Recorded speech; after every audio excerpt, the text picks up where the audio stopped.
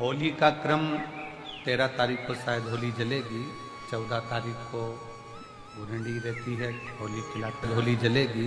के विराम पर जो नारियल का गोला बांधकर पूर्ण आहुति में समर्पित करा जाता है, उस गोले के जल जाने के बाद जो राख तैयार होती है, उसका कालापन जो तैयार होता है, उसको उठाकर ले आए और कपड़े में उसको छान कर राख तैयार कर 3-4 बार छानने के बाद उस भस्म को जो होली महादेव की होली के दिन रात के समय 12 बजे से 1 बजे के बीच में शिव जी को समर्पित कर देता है और उस भस्म को उठाकर उसमें घी मिलाकर मस्तक पर तिलक लगाकर चले जाता है। वो जिंदगी में कभी हार नहीं सकता, विजय ही पाता है, उसकी कभी हार नहीं हो सकता।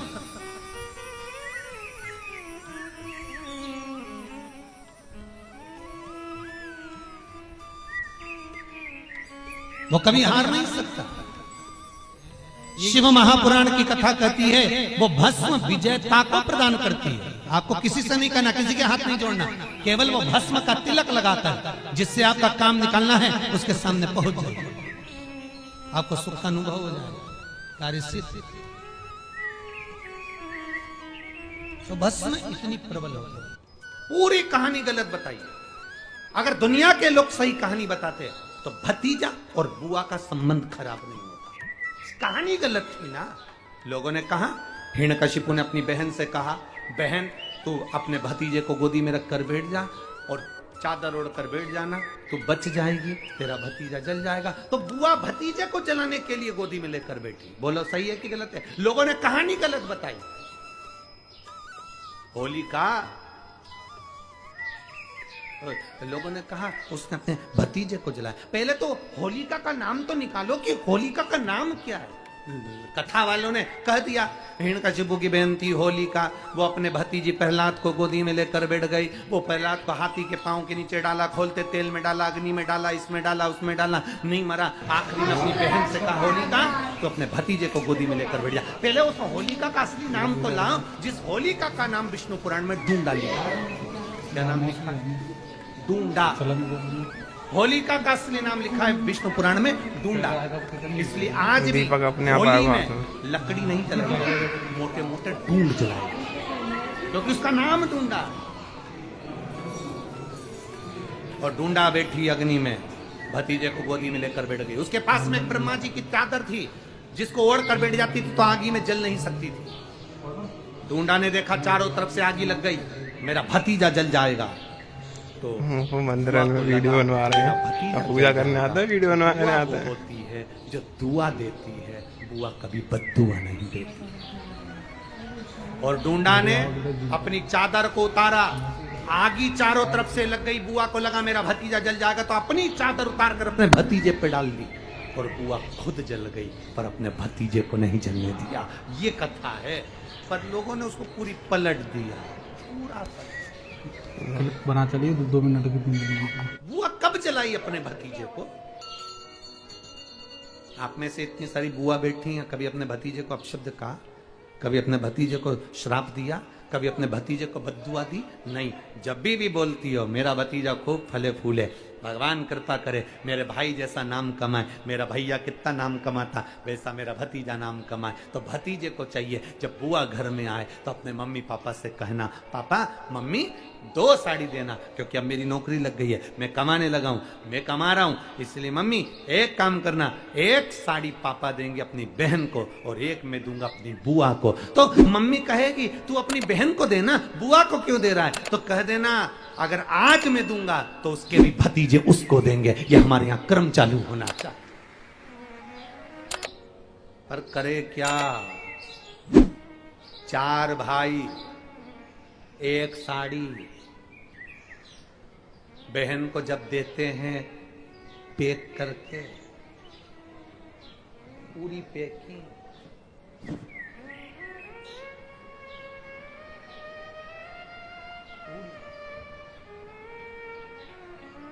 अच्छी बढ़िया वाली साड़ी। अगर ढीली ढीली दिखे तो उसमें कपड़ा भी फंसा दे, काटा है जो। पैकिंग करके, और 4 भाई एक साड़ी, चारों भाई राखी बंधवाने के बाद ऐसे हाथ लगा के देते हैं जैसे पूरे पुणे की प्रॉपर्टी दे रहे हैं, पूरे पुणे की।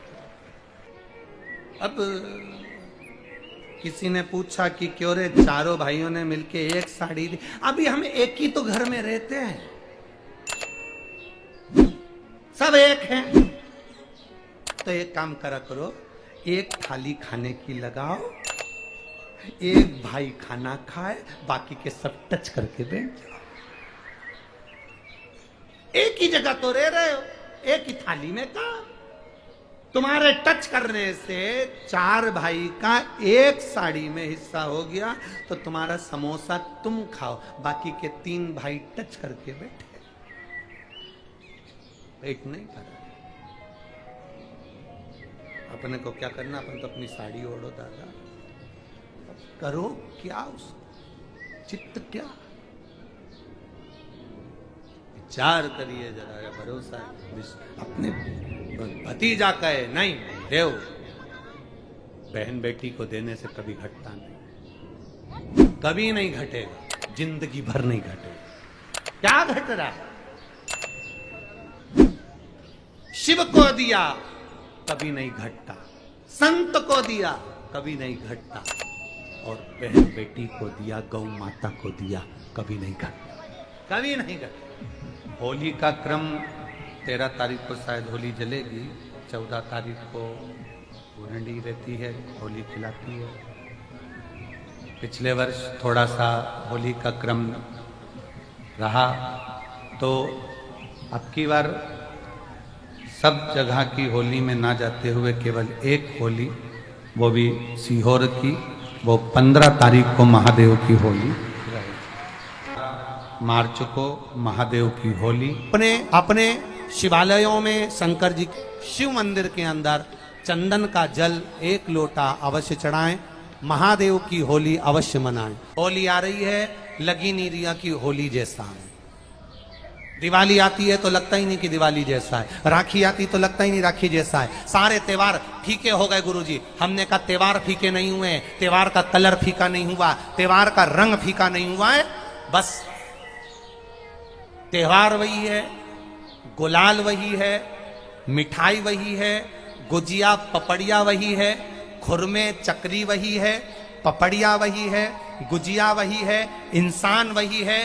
बस बाजार में से जो रौनक समाप्त नहीं हुई है, रौनक आपके भीतर की समाप्त हो गई। आपके भीतर इतनी ईर्ष्या भराती गई, इतनी ईर्ष्या भराती गई, इतनी ईर्ष्या भराती गई कि वो ईर्ष्या के कारण, उस अहंकार के कारण, उस अहम के कारण तुम एक दूसरे से मिलना पसंद नहीं कर पाते। पहले के लोग कहते थे हमारे यहाँ जब होली होती थी इतने लोग आते थे, मिलने जाते थे, गुलाल लेकर जाते थे। आजकल तो कोई दिखता नहीं है। कारण केवल इतना सा है, तुम्हारा अहंकार, तुम्हारा ईगो, तुम्हारा अभिमान तुम्हें अपने घर से बाहर नहीं निकालता। तुम घर से बाहर नहीं निकलते अपने अहंकार के कारण, अपनी काया के कारण, अपनी अभिमत्ता के कारण। आप दूसरे से मिलना पसंद नहीं करते। जरा सा कोई ने कलर लगाया तुम्हें क्रोध आ गया, जरा सा किसी ने गुलाल लगाया तुम्हें गुस्सा आ गया, जरा सा कोई आया भाभी जी भैया जी करके गुलाल लगा गया, तुम न न न न न न न न न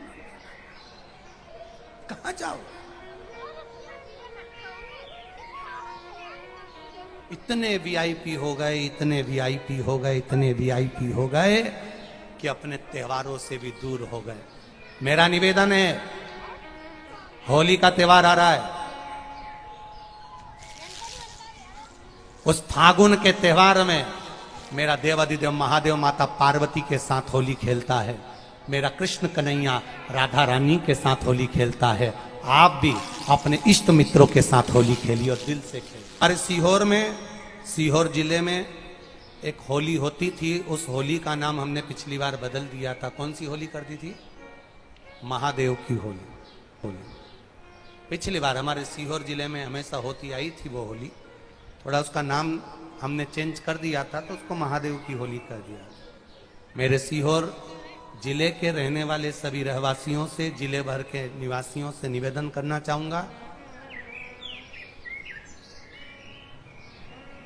वो पुरानी होली को बंद कर महादेव की होली नाम दिया गया है।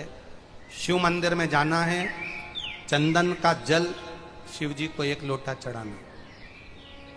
एक बात अपनी जिंदगी में उतार कर रखो, शंकर भगवान को घी का दिया भी लगाओ तो तुम्हारे घर में जो असली घी हो, थोड़ा सा भले 1 पत्ती लगाओ, भले इतनी सी बत्ती जलाओ, पर असली घी की जलाओ। शिव जी को अगर चंदन भी लगा रहे हो तो असली लगाओ। शंकर भगवान को चावल भी चढ़ा रहे हो तो असली चढ़ाओ। शंकर भगवान को अगर अष्टगंध भी चढ़ा रहे हो तो असली चढ़ाओ। केमिकल का कोई चीज मेरे महादेव को मत चढ़ाओ जिससे भगवान शिव की मूर्ति नष्ट हो। ऐसी कोई चीज मेरे महादेव को ना चढ़ाओ। अगर शंकर भगवान के साथ आप होली खेल रहे हो तो चंदन का पानी शंकर भगवान को चढ़ाइए, अष्टगंध का जल भगवान शिव को चढ़ाइए। तो करो तैयारी, आ रहा है त्रिपुंडधारी महादेव की होली। बड़े आनंद के साथ मेरा निवेदन, अपने शिवालयों में, शंकर जी के मंदिरों में, सीहोर जिले के प्रत्येक शिव मंदिर के अंदर चंदन का जल 1 लोटा अवश्य चढ़ाएं। महादेव की होली अवश्य मनाएं। और भाव के साथ 5 मंदिर हम भी जाएंगे, कोई जुलूस नहीं, कोई क्रम नहीं, बस बाबा को आराम से जल चढ़ाना ही एक नियम है और बाबा को जल चढ़ाएंगे। आप सब बड़े आनंद के साथ महादेव की होली का स्मरण करिए। महादेव की होली के दिन बेलपत्री की जड़ के नीचे जाकर प्रयास करा करो कि लाल चंदन का जल, लाल चंदन को घिसकर कलश में उस चंदन को डालकर जल भरकर उसको बेलपत्री की जड़ के नीचे सींचन करने का प्रयास करा है कि धीरे धीरे कर वो दुख समाप्त होगा, वो दुख कटेगा ही। एक बहुत ध्यान देने वाली बात है कि अगर मान लो कि कहीं पैसा अटक गया है, नहीं आ रहा है, बहुत अथक प्रयास कर लिया, चंदन का जो जल होता है ये व्यक्ति के जीवन में जो धन कहीं रुक गया, अटक गया, नहीं दे रहा, बेलपत्री के वृक्ष के नीचे, जड़ के नीचे सींचन करने से वो प्राप्त हो। अथर्ववेद में वर्णन किया गया कि पीपल के वृक्ष की जो जड़ होती है, बेलपत्री के वृक्ष की जो जड़ होती है और आंवले के वृक्ष की जो जड़ होती है, इसके नीचे स्वर्ग का निवास होता है। किसका निवास है? स्वर्ग का निवास।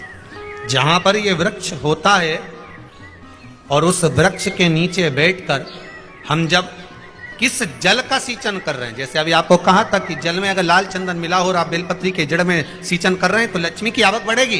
कहीं पैसा अपना अटक गया, नहीं आ रहा, आएगा। पीपल की जड़ में इत्र का जल, पीपल की जो जड़ होती है उसमें इत्र का पानी, थोड़ा सा जल, उसमें थोड़ा सा इत्र का भाग हो महाराज, और आप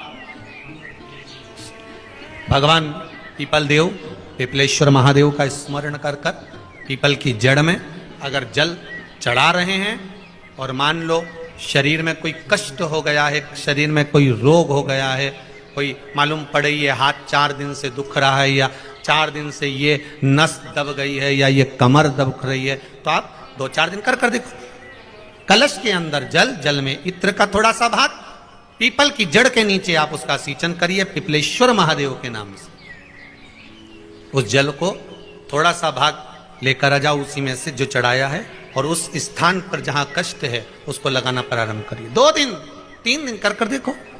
प्रैक्टिकल करने में क्या जाता है? सीवर वाला महाराज झूठ बोल रहा हो तो कभी कभी अगर ऐसा लगे जीवन में कि दुख बहुत ज्यादा आ गया है, बहुत तकलीफ आ गई है, तो लाल चंदन को घिसकर उस लाल चंदन का लेपन भगवान शंकर पर कर कर फिर पानी चढ़ाओ। अगर कोई संकट भारी है और निकट रहा, जैसे किसी नारी का गर्भ नहीं ठहर रहा, 15 साल हो गए, 20 साल हो गए, 25 साल, जैसे इसने लिखा एक माता ने कि 18 साल की बेटी हो गई थी पर संतान में पुत्र नहीं, तो उसने भाव से कथा सुनी। ऐसे आपके भीतर अगर 20 साल हो गए, 25 साल हो गए, 30 साल हो गए, संतान का सुख ही नहीं है, लाल चंदन का लेपन बाबा भोलेनाथ पर करना प्रारंभ करो। पीठिका पर लाल चंदन का लेपन करना प्रारंभ करो। लाल चंदन से बाबा का श्रृंगार करना प्रारंभ करो। एक बेलपत्री पर लाल चंदन, दोनों पत्ती नीचे वाली, जो नीचे की नीचे की जो 2 पत्ती होती है इस पे लाल चंदन और बीच वाली पत्ती पर पीला चंदन लगाकर बाबा के शिवलिंग को समर्पित करिए, बाबा से प्रार्थना करिए, रोज प्रार्थना करो। परंतु एक बात का स्मरण रहे, 25 साल हो गए, 20 साल हो गए, 30 साल हो गए, संतान नहीं, तो पहले जल से अभिषेक कराना, अभिषेक कराकर उस जल का आचमन करने के बाद हाथ को खासा करना, धोना, उसके बाद में फिर वापिस बाबा का स्नान कराओ, फिर चंदन का लेपन कराओ, फिर 1 लोटा जल चढ़ाकर बाबा का स्नान कराओ। बाबा का बड़ा सुंदर भाव से लाल चंदन से जो अभिषेक करता है, बाबा को लेपन कर कर फिर जल चढ़ समर्पित करता है, निश्चित है उसकी गोदी मेरा देव अधिदेव महादेव जरूर भरता है, ये निश्चितता है। हम तो बेटियों से भी कहते हैं जिसका विवाह नहीं हो रहा हो, 25 साल, 30 साल, 27 साल